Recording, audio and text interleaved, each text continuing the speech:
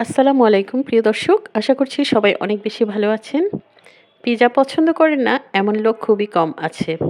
আজকে আপনাদের জন্য পিৎজার একটি রেসিপি নিয়ে এসেছি। আমার আজকের রেসিপি হলো চিকেন পিৎজা। ছোট থেকে বড় সকলেরই চিকেন পিৎজা খুবই প্রিয়। আমার বাসায় তো সবার অনেক বেশি প্রিয়। চলুন দেখিয়ে দিচ্ছি কিভাবে তৈরি করেছি আজকের এই চিকেন পিৎজা। চিকেন পিৎজা তৈরির জন্য আমি প্রথমে একটি ময়দার ডো তৈরি করে নিব। সেজন্য একটি মিক্সিং বোলে নিয়ে নিয়েছি 3 কাপ ময়দা, 1/4 কাপ চিনি, 1.5 টেবিল চামচ ইস্ট। শুকনো উপকরণগুলোকে এখন একটু মিশিয়ে নিব ভালো করে, যাতে করে ইস্টটা ময়দার মধ্যে ভালো মতো মিশে যায়। দিয়ে দিচ্ছি 1/2 চা চামচ লবণ। লবণটাকেও একটু মিশিয়ে নিচ্ছি। এবার দিয়ে দিচ্ছি রুম টেম্পারেচারে অর্থাৎ নর্মাল টেম্পারেচারে থাকা একটি ডিম, 4 টেবিল চামচ রান্নার তেল। ময়দার ডো মাখানোর জন্য পরবর্তীতে তেলের ব্যবহার আরও করতে হবে। এখানে প্রথমে 4 টেবিল চামচ দিয়েছি, পরে লাগলে আরও ব্যবহার করব। ময়দার ডোটা মাখানোর জন্য এখানে লাগবে ঈষদুষ্ণ লিকুইড দুধ। প্রথমে আমি 1 কাপ দুধ নিয়েছি। দুধটাকে অল্প অল্প করে 2 থেকে 3 বার মিশিয়েছি। কিন্তু আমার ডোটা এখনও অনেক শক্ত রয়ে গেছে, তাই আমি পরবর্তীতে আরও আধা কাপ দুধ যোগ করেছি। টোটাল আমার 1.5 কাপ দুধ লেগেছে। আবার একটু তেল দিয়ে আমি এখন ময়দার ডোটাকে সুন্দরভাবে মথে ভালো মতো একটা মসৃণ ডো তৈরি করে নিচ্ছি। পিৎজা, বার্গার বান অথবা ব্রেড তৈরির জন্য সবসময় ডো একটু ভালো মতো মথে নিতে হয়। আমি প্রায় 10 থেকে 12 মিনিট পর্যন্ত ডোটাকে সুন্দরভাবে আ ভিডিওতে দেখানো প্রসেস অনুযায়ী মথে নিয়েছি। আপনারাও চেষ্টা করবেন এভাবে ভালো মতো একটু মথে নিতে। তাহলে ডোটা অনেক বেশি পারফেক্ট হবে। আর এটা দিয়ে তখন আপনি পিৎজা, বার্গার বান অথবা ব্রেড যেটাই তৈরি করবেন অনেক সুন্দর হবে। এখন এটাকে আমি একটা মিক্সিং বোলে একটু তেল দিয়ে তারপর রেস্টে রেখে দিব প্রায় 1 ঘন্টার জন্য। এখন যেহেতু শীতকাল, এই ডোটা ফুলতে অনেক বেশি সময় লাগবে, তাই চেষ্টা করবেন একটু গরম জায়গায় রেখে দিতে। এখন চলে যাচ্ছি পিৎজার উপরে টপিংস তৈরি করার জন্য। টপিংস তৈরি করার জন্য এখানে আমি 100 গ্রাম বোনলেস চিকেন ছোট ছোট টুকরো অর্থাৎ কিউব করে কেটে নিয়েছি। তারপর ধুয়ে পরিষ্কার করে এখন এটার মধ্যে কিছু মশলা যোগ করব। দিয়ে দিয়েছি আদা বাটা, রসুন বাটা, লবণ, হলুদ, মরিচ গুঁড়ো, ধনিয়া গুঁড়ো, গোলমরিচ গুঁড়ো আর সাথে দিয়ে দিয়েছি 1 চা চামচ সয়া সস। সব মশলাগুলোকে এখন ভালো মতো চিকেনের সাথে মিশিয়ে নিব। মিশিয়ে নেওয়া হয়ে গেলে এই চিকেনগুলোকে আমি এখন ভাজতে চলে যাব। ভাজার জন্য প্রথমে চুলায় একটি ফ্রাইং প্যান বসিয়ে দিয়েছি। প্যান একটু গরম হলেই দিয়ে দিচ্ছি রান্নার তেল। এখানে 3 টেবিল চামচ রান্নার তেল দিয়েছি। তারপর তেল গরম হওয়া পর্যন্ত অপেক্ষা করব। আর তেলটা গরম হলে আমি যে চিকেনটা মেখে রেখেছিলাম মশলা দিয়ে, সেটা এখন দিয়ে দিচ্ছি। তারপর নেড়েচেড়ে একটু ভেজে নিব। চিকেনটাকে যেহেতু সিদ্ধ করতে হবে, প্রথমে কিছুক্ষণ নেড়েচেড়ে তারপর ঢাকনা দিয়ে ঢেকে 5 মিনিট রান্না করে নিব।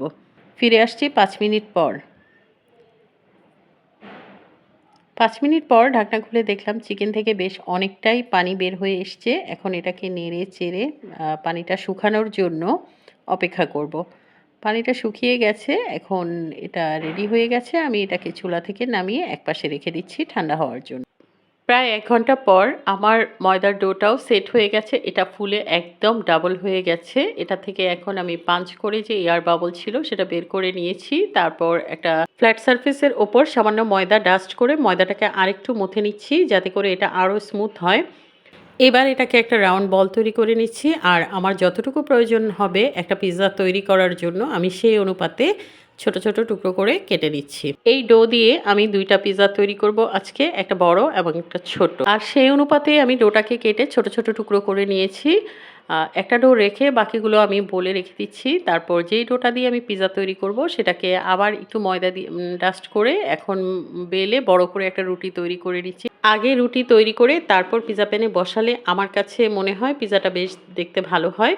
তো আমার এভাবে ভালো লাগে, তাই আমি এভাবে রুটি তৈরি করে তারপর পিৎজা প্যানে বসিয়ে দিই। আপনাদের কাছে যেভাবে ভালো লাগবে আপনারা সেভাবেই করতে পারবেন। মোটামুটি বেশ বড় সাইজের একটা রুটি বেলে আমি এক সাইডে রেখে দিয়েছি। আর এখানে আমি একটা 12 ইঞ্চ পিৎজা প্যান নিয়েছি। তারপর প্যানের মধ্যে এখন এই যে রুটিটাকে বসিয়ে দিচ্ছি। এবার হাত দিয়ে চেপে চেপে রুটিটাকে আমি একদম বড় করে পিৎজা প্যানের শেষ প্রান্ত পর্যন্ত নিয়ে এসেছি। সাইডে একটু মোটা রেখেছি আর মাঝখানটা ভালোই পাতলা করে নিয়েছি। তারপর একটা কাঁটা চামচের সাহায্যে মাঝখানটা একটু ছিদ্র ছিদ্র করে দিচ্ছি, যাতে করে এটা বেক হওয়ার পর ফুলে না ওঠে। এবার দিয়ে দিচ্ছি টমেটো সস। আপনারা চাইলে পিৎজা সস বানিয়ে অথবা বাইরে কিনতে পাওয়া যায় সেটা ব্যবহার করতে পারেন। টমেটো সসের ওপরে আমি ১ চিমটি অরিগ্যানো স্প্রেড করে দিয়েছি। তারপর দিয়ে দিচ্ছি ৩ চা চামচ মায়োনেজ। এখন এই টমেটো সস, অরিগ্যানো আর হচ্ছে মায়োনেজ ৩ টা একসাথে মিশিয়ে ভালো মতো পিৎজা রুটির ওপর চারপাশে ছড়িয়ে দিচ্ছি। পিৎজা সস ছাড়া এভাবে টমেটো সস আর মেয়োনিজ একত্রে আপনারা পিৎজা রুটির ওপর স্প্রেড করে যদি পিৎজা বানান, এটা কিন্তু টেস্ট অনেক ভালো আসে। তো এবার আমি দিয়ে দিচ্ছি গ্রেট করা মোজারেলা চিজ। এখানে আমি প্রথমে একটা লেয়ার মোজারেলা চিজ দিয়ে দিচ্ছি। এখন দিয়ে দিব পিৎজার যে মেইন ইনগ্রেডিয়েন্টস চিকেন, যেটা আগেই রান্না করে রেখেছিলাম, সেটা আমি একটা একটা করে সম্পূর্ণ পিৎজার রুটির উপর বসিয়ে দিচ্ছি। তো বসিয়ে দেওয়া হয়ে গেলে এখানে আমি কিছু ক্যাপসিকাম, গ্রিন ক্যাপসিকাম, এটা ছোট ছোট টুকরো করে রেখেছিলাম, উপরে ছড়িয়ে দিচ্ছি। আর সাথে দিয়ে দিচ্ছি কিছু স্লাইস করা পেঁয়াজ। এটা অপশনাল, আপনাদের ইচ্ছা দিলে দিতেও পারেন, না হলে স্কিপ করতে পারেন। তো এবার আবার আমি এটার উপরে আরেক লেয়ার হচ্ছে চিজ দিয়ে দিচ্ছি। অনেক বেশি চিজ দিয়ে পিৎজা খেতে আমার ভীষণ ভালো লাগে, তাই আমি চিজের পরিমাণটা একটু বেশিই দিয়েছি। আপনারা কম বেশি আপনাদের পছন্দ মতো দিতে পারেন। তারপর উপরে কিছু স্লাইস ক্যাপসিকাম দিয়ে আর স্লাইস টমেটো দিয়ে আমি একটু সাজিয়ে দিচ্ছি। এটা আপনাদের ইচ্ছা, সাজানোটা যার যার মতো আপনারা সাজিয়ে নেবেন পিৎজার উপরটা। তো আমার একটা পিৎজা রেডি হয়ে গেছে, এটাকে আমি বেক করব। উপরে আমি কিছু চিলি ফ্লেক্স দিয়ে দিচ্ছি, এটাও অপশনাল, আপনারা দিতেও পারেন, না দিলেও কোনো সমস্যা নেই। এটাকে আমি এখন বেক করে নিব ১৭০ ডিগ্রি সেলসিয়াস তাপমাত্রায় একটি প্রিহিটেড ওভেনে ২৫ মিনিটের জন্য। এখানে আমি আরেকটা পিৎজা রেডি করে রেখেছি, সেটাও আমি ওভেনে বেক করব। Same time and same temperature, ১৭০ degree Celsius তাপমাত্রায় ২৫ মিনিটের জন্য।